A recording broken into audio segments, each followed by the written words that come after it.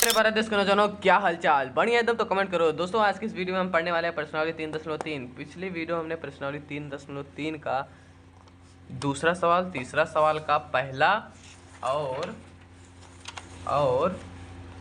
दूसरा और तीसरा सवाल खत्म कर लिया था। आज के इस वीडियो में हम चौथा, पांचवा, छठवां सवाल खत्म करके इस लेसन को ही उड़ा देते हैं, मतलब इस अभ्यास को ही उड़ा देते हैं। फिर नेक्स्ट वीडियो में हम पढ़ेंगे प्रश्नावली 3.4। ठीक, प्रश्नावली 3.4 हम नेक्स्ट वीडियो में पढ़ेंगे। तो चलो पढ़ते हैं पहले हम 3.3 का ये चौथा सवाल। चलो वीडियो को शुरू करते हैं।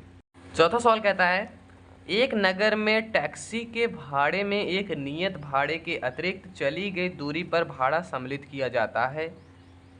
मतलब एक नियत किराया है और एक अतिरिक्त किलोमीटर जितना जा रहा है, मतलब नियत किराया तो लेगा। जैसे आप कहीं जा रहे हो, मान लो आप 5 किलोमीटर दूरी पर जा रहे हो, ठीक, तो पहले आपसे वो मान लो 10 रुपये ले लेगा फिक्स। फिर आगे आप जितना किलोमीटर जाओगे उसका अलग से लेगा। ठीक, तो क्या कहता है, 10 किलोमीटर दूरी के लिए भाड़ा 105 रुपये है। मतलब वो अपना नियत किराया भी ले रहा है और 10 किलोमीटर की दूरी का भी किराया ले रहा है, तो हो रहा है पूरा पैसा 105 रुपये। तथा 15 किलोमीटर के लिए भाड़ा 155 रुपये है। यानी जो नियत किराया तो अपना ले ही रहा है, प्लस 15 किलोमीटर का भी वो किराया ले रहा है। दोनों को जोड़ने के बाद 155 रुपये आ रहा है। तो नियत भाड़ा तथा प्रति किलोमीटर भाड़ा क्या है, जो पूछेगा वही हमें मान लेना होगा। पूछा है कि नियत भाड़ा तथा प्रति किलोमीटर भाड़ा क्या है। सबसे पहले आपको लिखना क्या होगा, आपको लिखना होगा सबसे पहले हल। आपको लिखना होगा हल। माना पूछा है क्या है, माना देखो पूछा है नियत भाड़ा तथा प्रति किलोमीटर भाड़ा। माना नियत भाड़ा बराबर x रुपये प्रति, लेकिन यहाँ पर किराया है, शायद भाड़ा है, भाड़ा प्रति किलोमीटर भाड़ा बराबर y रुपये। ये दो चीज़ हमने मान लिया। ठीक, अब देखो इसमें दो शर्त दिए रहेगा। प्रश्न की प्रथम शर्त के शर्तानुसार, प्रश्न की प्रथम शर्तानुसार देखो, प्रथम शर्त कहता है 10 किलोमीटर दूरी के लिए भाड़े में एक नियत भाड़ा के अतिरिक्त चली गई दूरी का भाड़ा सम्मिलित है। तो 10 किलोमीटर दूरी के लिए भाड़ा 105 रुपये है। देखो पहले एक नियत किराया तो वो लेगा ही, ठीक, प्रति 10 किलोमीटर भाड़ा y रुपये है, यानी 1 किलोमीटर का भाड़ा y रुपये है। तो शुरुआत में जा रहा है 10 किलोमीटर, तो 10 किलोमीटर के लिए भाड़ा 10y हो जाएगा। अब जब इन दोनों भाड़ा को जोड़ा जाता है, जब इन दोनों भाड़ा को जोड़ा जाता है तो पूरा रुपये आ जाता है हमारा 105 रुपये। कितना? 105 रुपये। इतना रुपये हमारे पास आ जाता है। ठीक, यानी x प्लस 10y बराबर 105। ये हो गया हमारा पहला समीकरण। फिर प्रश्न की द्वितीय शर्त लिख लेना। प्रश्न की द्वितीय शर्तानुसार लिख लोगे, ठीक है। नियत किराया तो जुड़ेगा ही, प्लस दूसरी बार कह रहा है कि 15 किलोमीटर के लिए 155 रुपये। नियत भाड़ा हमने जोड़ लिया, 15 के लिए 15y बराबर कितना रुपये? 155। 155 यानी ये हो गया हमारा दूसरा समीकरण। दूसरा समीकरण जब हमारे पास प्राप्त हो गया, यहाँ यक्स है, यहाँ यक्स है, अगर दोनों को हम घटाएंगे तो यहाँ चिन्ह परिवर्तन होगा, माइनस हो जाएगा, कट जाएगा। तो समीकरण 1 व समीकरण 2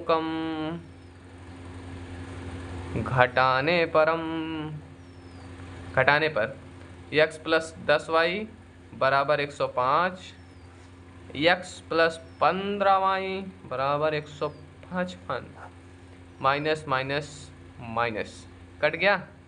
10 में से 15 गया, बड़े अंक के सामने माइनस है तो माइनस, 10 में से 15 गया 5, y है तो y, इसमें घटाएंगे तो आएगा 50, बड़े अंक के सामने माइनस है तो -50। देन माइनस माइनस कट गया, y बराबर 50/5, यानी y बराबर आ जाएगा हमारा 10 10 10 10 10 10 10 10 10। y का मान 10 आया, लेकिन y को हमने माना क्या है, प्रति किलोमीटर का भाड़ा, यानी 1 किलोमीटर का भाड़ा y रुपये है, यानी y कितना आया 10, यानी 1 किलोमीटर का भाड़ा है 10 रुपये। जो नियत किराया वो ले रहा है, अब देखते हैं नियत किराया क्या है। अब y का मान समीकरण चाहे जिसमें रख दो, मान लो y का मानम समीकरण 1 में रखने पर, समीकरण 1 क्या है, समीकरण 1 है x + 10y बराबर 105, x + 10y बराबर 105, x + 10 y कितना है 10 × 10 बराबर 105, x + 10 में 100 बराबर 105, x बराबर 105 ऐसे रहने दो, 100 को इधर -100, इधर प्लस था तो इधर माइनस, 105 में से 100 गया 5 5। ठीक, कोई दिक्कत कोई परेशानी नहीं है। देखो नियत किराया 105 आ गया, नियत किराया 5 आ गया और y का मान 10 आ गया, यानी प्रति किलोमीटर का किराया। तो हमें x y का मान ज्ञात करना था, यानी नियत भाड़ा तथा प्रति किलोमीटर भाड़ा हमने ज्ञात कर लिया। अब कह रहा है कि एक व्यक्ति को 25 किलोमीटर यात्रा करने के लिए कितना भाड़ा देना होगा। चलो देखते हैं। देखो 25 किलोमीटर को उसको यात्रा करना है तो उसे कितना भाड़ा देना होगा। सबसे पहले वो जो टैक्सी वाला है वो अपना नियत भाड़ा, जैसे देखो 25 किलोमीटर का उसे दूरी तय करना है, ठीक। अब उसे सबसे पहले तो वो जो नियत किराया है, क्या नियत किराया, जो नियत किराया है x रुपये, उसको तो पहले से लेगा, तो यानी 5 रुपये हम पहले से जोड़ लेते हैं प्लस। अब 25 किलोमीटर उसको यात्रा करना है, 1 किलोमीटर का किराया कितना है y रुपये, 1 किलोमीटर का भाड़ा y रुपये है और y का मान है 10, ठीक। तो 25 किलोमीटर का किराया कितना होगा 250 रुपये।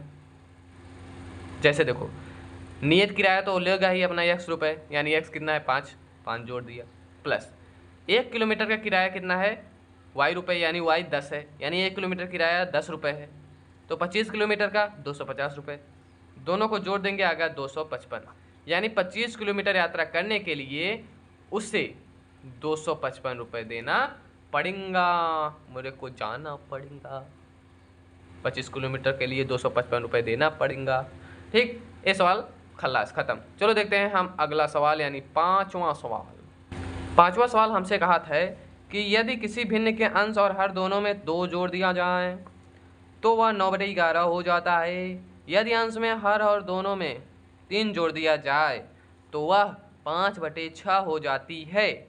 वह भिन्न ज्ञात कीजिए। कोई प्रॉब्लम नहीं, इधर देखो, सबसे पहले जो पूछा है वही हमें मानना होगा। कहा है कि वह भिन्न ज्ञात कीजिए, भिन्न ज्ञात कीजिए। सबसे पहले आपको लिखना क्या होगा, हल लिखना होगा। माना भिन्न ज्ञात करना है तो भिन्न मान लेते हैं, माना भिन्न बराबर x/y। x बराबर क्या है, यहाँ अंश है, अरे x अंश है ना, और y क्या है, बहुत सरल है, बस ध्यान से बस पढ़ते जाओ। y क्या है, हर है, ठीक। अब देखो 2 शर्त दिया होगा, पहले लिख दो प्रथम शर्त, प्रथम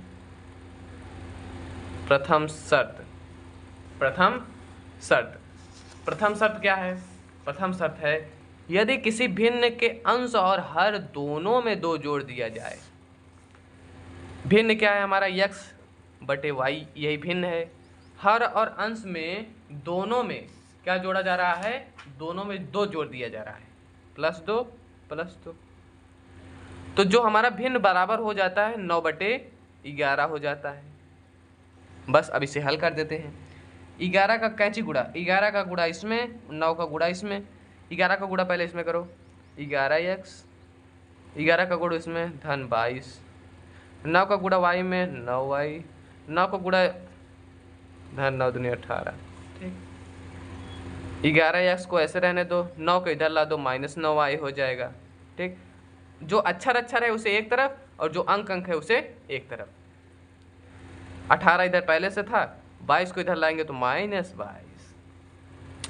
11x माइनस 9y बराबर 18 ऋण 22 ऋण 4। ए हो गया हमारा पहला समीकरण। ये हो गया पहला समीकरण। अब देखते हैं दूसरा शर्त क्या कहता है। क्या दूसरी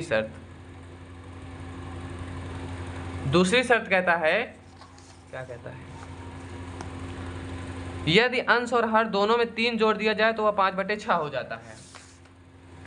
यानी भिन्न क्या है, x बटे वाई, ऊपर नीचे दोनों में 3 जोड़ दिया जाता है, 3 + 3, भिन्न क्या हो जाता है 5/6। अब इसको हल कर दो, पहले इसका गुणा इसमें, 6x धन 18 छात्रिक 18, 5y धन 15। अब देखो 6x अक्षर को एक तरफ, गिनती को एक तरफ, 6x ऋण 5y, इधर धन था तो इधर माइनस हो गया, 15 ऋण धन 18 है, इधर होगा ऋण 18, 6x ऋण 5y बराबर 15 ऋण 18 ऋण 3। ये हो गया हमारा दूसरा समीकरण। अब देखो दोनों समीकरण को हम विलोपन विधि से, मतलब एक बराबर करके उसे काट दो, ठीक, फिर एक का मान निकालो, इसी को कहते हैं विलोपन विधि। अच्छे से बता दिया था सभी पिछले वीडियो में। देखो प्रैक्टिस करोगे तभी ये सब कुछ आएगा, नहीं तो भाई साहब दिक्कत होगी। 11x माइनस 9y है, ये है, लेकिन इसमें कुछ बराबर दिख नहीं रहा, ये समीकरण और इस समीकरण में। पहले क्या करते हैं कि इन दोनों समीकरण को पहले लेते हैं। पहले ऐसे करो, पहले एक तरफ लिख दो समीकरण 1 व 2 से। पहला समीकरण है 11x ऋण 9y बराबर ऋण 4, और दूसरा है 6x ऋण 5y बराबर ऋण 3। ये दोनों चीज हैं। अब देखो यहाँ पर लिख दो विलोपन विधि से, विलोपन विधि से क्या करना होता है, चाहे इसको बराबर कर दो चाहे इसको बराबर कर दो। बराबर जिसको करना है उसके लिए इसके गुणांक का गुणा पूरे में और इसके गुणांक का गुणा पूरे में। पहले मान लो हम x बराबर करेंगे और x काट देंगे। 11 का गुणा पहले, अच्छा का गुणा पहले पूरे में कर देते हैं। 11 6 का गुणा इसमें करेंगे तो 11 छक्के 66x, इसमें करेंगे 54y, इसमें करेंगे ऋण 24। 11 का गुणा इसमें 66x, 11 का गुणा इसमें ऋण 55y, 11 का गुणा इसमें बराबर ऋण 33। अब देखो समीकरण को घटाने पर कैसे जानेंगे घटाना है। अरे भाई साहब देख रहे हो 66x है, लेकिन अगर यहाँ माइनस हो जाए तो काम बन जाए। माइनस कब होगा, चिन्ह परिवर्तन कब होगा, जब घटाना होगा तभी चिन्ह परिवर्तन होगा। तो माइनस प्लस प्लस, एक हट गया, बड़े अंक के सामने प्लस है, यहाँ माइनस है तो प्लस माइनस घट जाएगा। 55 में से 54 गया 1, यानी y आया। 33 है 24 है, 33 में से 24 गया 9 आया, यानी y का मान कहाँ आ गया, y का मान आ गया 9। y का मान कहाँ आ गया 9। बस वही काम कर दो। अब x का मान निकाल लो। समीकरण 1 में y का मान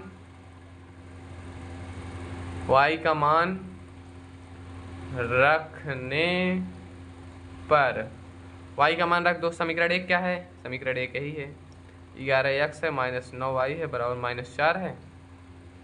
11x माइनस 9 गुणे y कितना है 9 बराबर -4, ठीक। 11x माइनस 9 9 81 बराबर -4, 11x बराबर -4 धन 81, 11x बराबर 81 में से 4 गया, 81 में से 4 गया 77, x बराबर 77/11 बराबर 7। x का मान आ गया 7। देखो लेकिन हमसे x और y का मान थोड़ी ना पूछा है, हमसे पूछा है कि भिन्न क्या होगा।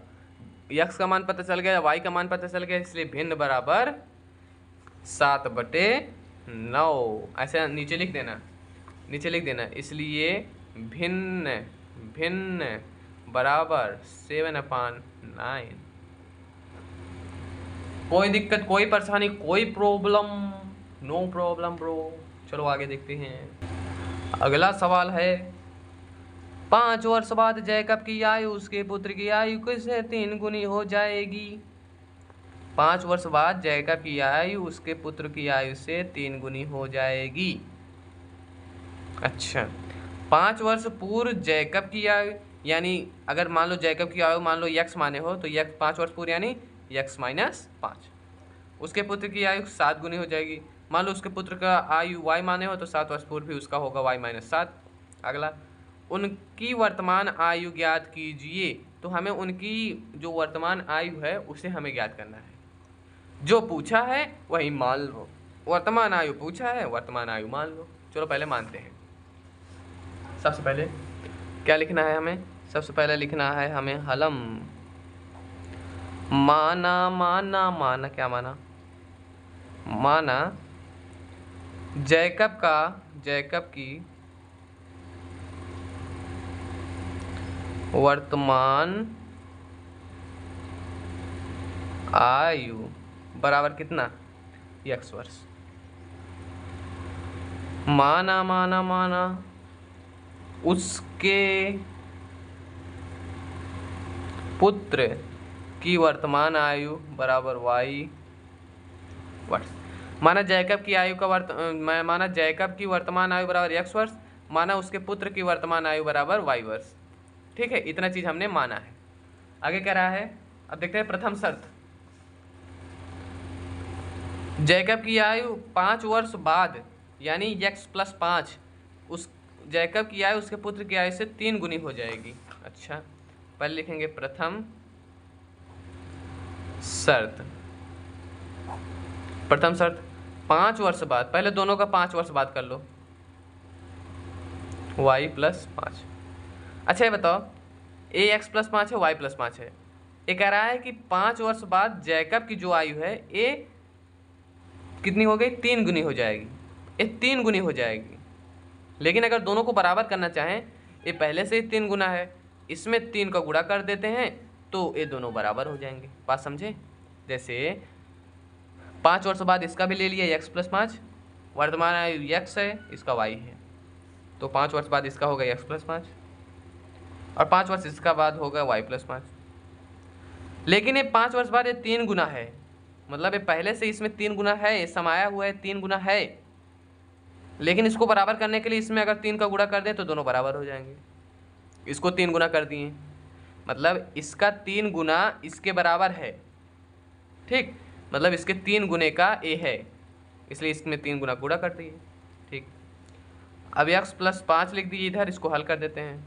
3 का गुणा y में 3y 15, अक्षर को एक तरफ, 15 - 5 x - 3y बराबर 15 - 5 10। ये हो गया हमारा पहला समीकरण। कोई दिक्कत नहीं है। आगे देखते हैं दूसरी शर्त।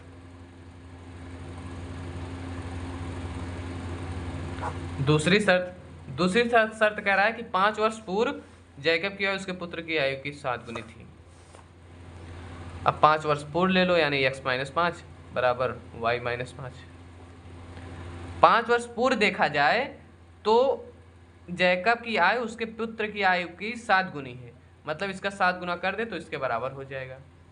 ठीक, इसको हल कर दो, x - 5, इसको हल करोगे 7y - 35, अक्षर को एक तरफ, x - 7y बराबर -35 धन 5 हो जाएगा। x - 7y बराबर, इसमें करेंगे तो -30 आएगा। ये हो गया हमारा दूसरा समीकरण। ये हो गया हमारा दूसरा समीकरण। जब ये हो गया हमारा दूसरा समीकरण, यहाँ x है, यहाँ भी x है, अगर दोनों समीकरण को हम घटाएं तो यहाँ चिन्ह परिवर्तन हो जाएगा और हमारे पास x कट जाएगा, y का मान आ जाएगा। इसलिए हम लिखेंगे समीकरण 1 व 2 को घटाने पर x - 3y बराबर 10 x माइनस 7y बराबर -30, माइनस प्लस प्लस, ये कट गया, 7 में से 3 गया, 4y, 30 10 40, y बराबर 40/10, 4, यानी गुणे है तो भाई साहब भाग आ जाएगा, सिंपल है। y बराबर आ गया 10। y का मान हमारे पास आ गया मुन्ना 10। जब y का मान आ गया 10 तो काम हो गया बस। y का मान हमने किसको माना था? उसके पुत्र का आयु। पुत्र का आयु पता चल गया। अब देखते हैं उसके बाप की आयु क्या है, सॉरी पिता की आयु क्या है। तो y का मान समीकरण 1 में रख दो। y का